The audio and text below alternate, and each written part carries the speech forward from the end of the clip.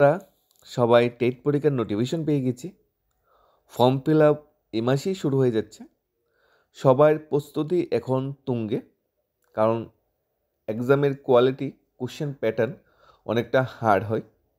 সেই উপর ভিত্তি করে বা তার উপর ভিত্তি করে আমরা কন্টিনিউ আমাদের প্র্যাকটিস, মক টেস্ট সব চালিয়ে যাচ্ছি, যাতে এক্সামটা কোনোভাবে ভালো হয়, যাতে অ্যাটলিস্ট টেট পাসটা করা যায়। ভবিষ্যতে নিয়োগ হবে না হবে সেটা পরের বিষয়। সেইভাবে সবাই প্রস্তুতি নিচ্ছে এবং সেটাই বর্তমানে প্রয়োজন বা ইম্পর্টেন্ট, প্রস্তুতিটা ভালোভাবে রাখা। তবে একটা নিউজ যেটা খবর উঠে এসেছে, টেট পরীক্ষার যে পরীক্ষার সূচি আছে সেটা বা পরীক্ষার যে রুটিন আছে সেটা পরিবর্তন হতে পারে। স্বাভাবিক বিষয়ে বা যে মে মাসে পরীক্ষাটা যেতে পারে, বিশেষ করে টেট 1 পরীক্ষাটা। এখানে রিজন বা কারণ সেটাও উঠে এসেছে প্রভাতী দৈনিকে, প্রতিবাদী কলমে। আমরা দেখে নেব প্রতিবাদী কলমে যে প্রভাতী দৈনিকে যে নিউজটা উঠে এসেছে টেট পরীক্ষা বিষয়ে, যে টেট পরীক্ষার সূচি পরিবর্তন হতে পারে, ডেট চেঞ্জ হতে পারে। মানে টেট 1-এর যে নোটিফিকেশনটা ছিল 20 তারিখ, সেটা পিছিয়ে মে মাসে চলে যেতে পারে। মে মাসের 4 তারিখ টেট 1 পরীক্ষা হওয়ার সম্ভাবনা বেশি, এবং টেট 2 আগে হয়ে যাবে। অর্থাৎ তোমরা যারা দুইটার জন্যই প্রিপারেশন নিচ্ছ, তোমাদের জন্য একটু কনফিউশন, একটু ডাউট হয়ে যাবে কীভাবে প্রিপারেশন নিতে হবে। কিছু তোমাদের রুটিন ম্যাপওয়ার্ক কিছু চেঞ্জ করতে হবে। আর যারা যে কোনো একটার জন্য প্রিপারেশন নিচ্ছ, টেট 1 বা টেট 2, তাদের জন্য এখানে কোনো প্রবলেম হওয়ার কথা নয়। টেট 1 পরীক্ষার্থীরা একটু বেশি সময় পাবে, একটু বেশি সময় নিয়ে পড়াশোনা করতে পারবে। কারণ টেট 1-এর সিলেবাসটা একটু হিউজ সিলেবাস, আর ম্যাথের পার্টটা, তারপর ইংলিশের পার্টটা অনেকটা প্র্যাকটিসের প্রয়োজন। প্রাইমারি স্কুলের শিক্ষক বলে তো আর ম্যাথের কোশ্চেন সোজা হয় না। কোশ্চেনের যে মাত্রাটা বা কোশ্চেনের যে স্ট্রাকচারটা অনেকটা হার্ডই হয় টেট 1-এর মানে ক্ষেত্রে। তাছাড়া টেট 2-র ক্ষেত্রে তোমরা যারা প্রিপারেশন নিচ্ছ, তোমাদেরকেও বেস্ট অফ লাক। তোমাদের পরীক্ষা অবশ্যই ভালো হবে, প্রিপারেশনটা ভালোভাবে চালিয়ে যাও এবং টেক্সট বুক ভিত্তিক পড়াশোনাটা করো। গল্প ভিত্তিক, টেক্সট বুক ভিত্তিক পড়াশোনা করো। কদবান্ধা পড়াশোনা, মুখস্থ শেখা থেকে একটু বিরতে থাকো। এভাবে হয়তো কাজে নাও আসতে পারে, মেবি।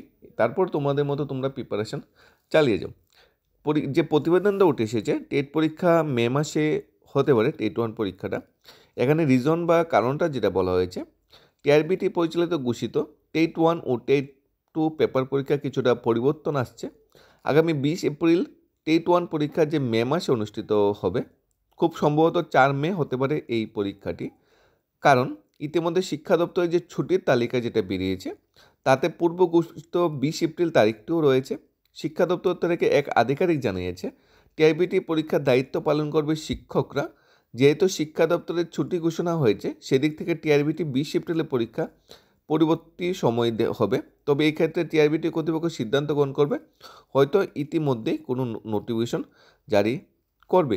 যেহেতু সবাই প্রিপারেশান নিচ্ছে, প্রিপারেশানে যদি কোনো খামতি বা কোনো ভুল ত্রুটি না থাকে, হয়তো টিআরবিটি খুব শীঘ্রই একটা নোটিফিকেশন জারি করবে যে টেট 1 পরীক্ষাটা ডেটটা চেঞ্জ হবে, 20 এপ্রিল থেকে 4 মে যেতে পারে। এটা সম্ভাবনাময়, এটা কনফার্ম না, সম্ভাবনাময়। কারণ পরীক্ষার সূচি আর শিক্ষা দপ্তরের যে ছুটির তালিকা, সামার ভ্যাকেশন, সেটা অনেকটা একসাথে কম্বিনেশন, একসাথে মিসম্যাচ হয়ে গেছে। হয়তো সেই কারণে এই সিদ্ধান্তটা হতে পারে। সব কিছুই সম্ভাবনাময়, কনফার্ম কিছু বলা যাচ্ছে না। তবে প্রিপারেশনটা তোমাদের মতো তোমরা চালিয়ে যাও। প্রিপারেশনে কোনো প্রকার খামতি রাখবে না। ডেট চেঞ্জ হবে, 14 দিন পিছিয়ে যাবে, 14 দিন প্রিপারেশনটা কম করবো সেরকম নেই। টেট 2-র ক্ষেত্রে কোনো পরিবর্তন নেই। টেট 2 সেই আগের মতো আগের ডেটই হবে। তাহলে টেট 2 পরীক্ষার্থীদের কোনো দুশ্চিন্তা বা কোনো টেনশনের বিষয় নেই। টেট 1 পরীক্ষার্থীরা তোমরা একটু বেশি সময় পাবে। সে বেশি সময় লাগে, একটু ভালোভাবে প্রিপারেশন নাও।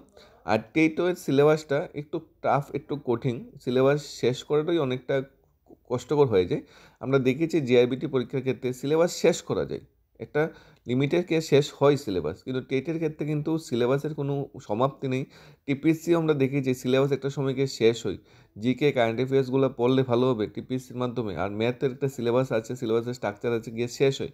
কিন্তু টেটের ক্ষেত্রে আমরা দেখেছি একমাত্র সিলেবাসের স্ট্রাকচারটা এমন করে বানানো হয় যে কোথায় থেকে কী কোশ্চেন আসে বলা যাচ্ছে না। তো জিকে, কারেন্ট অ্যাফেয়ার্স নেই, বাংলা বাংলা তো পুরো সমুদ্র, ইংরেজি পড়তে গেলে ইংরেজি পুরো সমুদ্র, ভূগোল, ইতিহাস পুরো টেক্সট বই ভিত্তিক, 9, 10, 11, 12 টেক্সট বুক ভিত্তিক পড়াশোনা করতে হবে। বিজ্ঞান যদি আমরা ধরি, সেমভাবে গ্রামাটিক্যালি টেক্সট বুক ভিত্তিক পড়াশোনা করতে হবে। কোথা থেকে প্রশ্ন আসে, ম্যাথমেটিক্স কোনো সিলেবাস তো দেওয়া আছে, কিন্তু সিলেবাসের ভিতর থেকে এত পরিমাণ কোশ্চেন, এত পরিমাণ ডিপলি চিন্তা করে তারা 2022-এর কোশ্চেনটা তারা বানিয়েছে।